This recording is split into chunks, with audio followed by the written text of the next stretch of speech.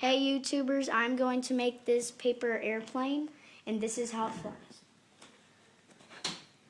It would go farther if that wall wasn't there, so now we are going to go and make that model.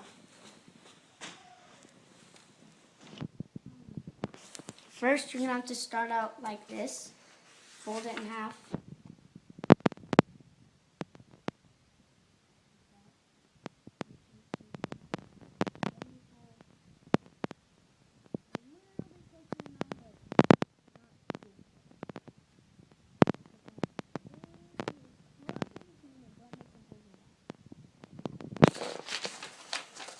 Then you put this corner in like that.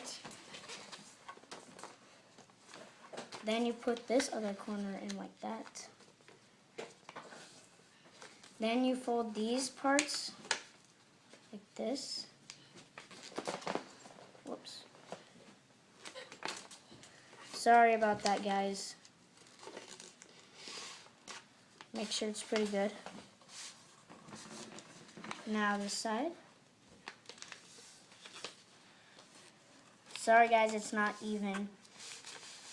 Then you do this. Go like that. Then you go like this.